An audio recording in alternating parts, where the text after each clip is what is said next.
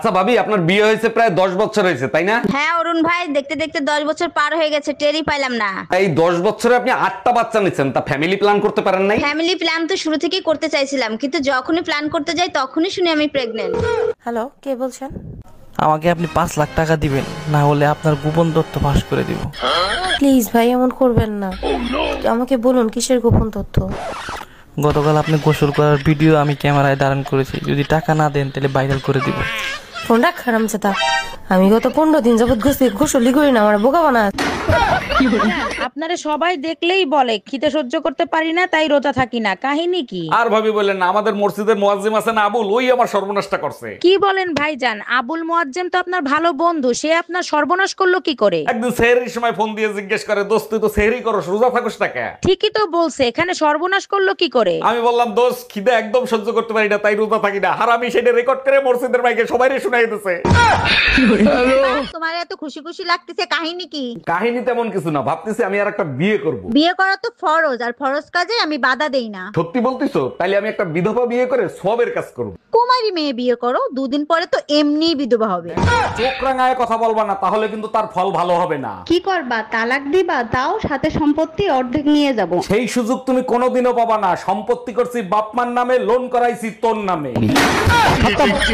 Bye bye, tata.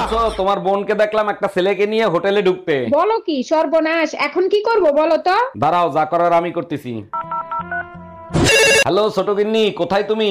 দুলা ভাই, আমি মাত্র পরীক্ষার হলে ঢুকলাম, পরীক্ষা দিচ্ছি। পরীক্ষা সাবধানে দিও, এই পরীক্ষার রেজাল্ট জানি না আসে। প্রতিদিন আর জাল জাল খাইতে ভাল লাগে না, মাঝে মধ্যে একটু মিষ্টি খাইলেও তো ভাল লাগে। 2 পোলাপানের বাপ হইছে, না চরিত্রটা ভালো হইলো না। কেন, চরিত্র খারাপের কি দেখলা তুমি?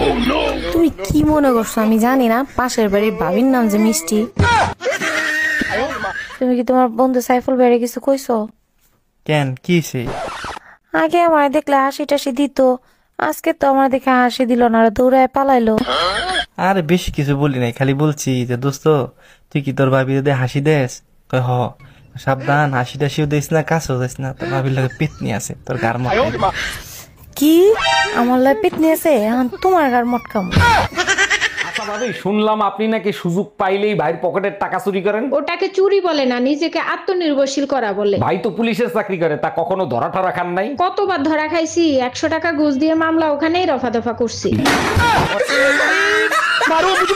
গবেষণায় জানা গেছে মেয়েদের চরিত্র মরে গেলেও পাল্টায় না। আর সেই গবেষকের নাম হচ্ছে অরুণ কর্মকার, তাই না? আচ্ছা বলো তো, একটা ছেলে মরলে কি হয়? ছেলেরা মরলে ভূত হয়, আর একটা মেয়ে মরলে? মেয়েরা মরলে পেতনি হয়। এবার বুঝছো, মেয়েরা বাইসে থাকলেও পেতনির মতো থাকে, আর মরে গেলেও পেতনির মতো থাকে।